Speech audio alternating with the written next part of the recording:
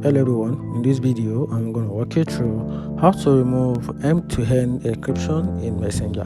So if you want to remove or you want to turn off the end-to-end encryption in Messenger, here's a quick guide on how to turn it off from your Messenger. So the first thing you have to do is open your Messenger, then tap at the three-line icon at the left top corner of the screen. Then from there tap on the gear button, then scroll a little bit, then tap on privacy and safety.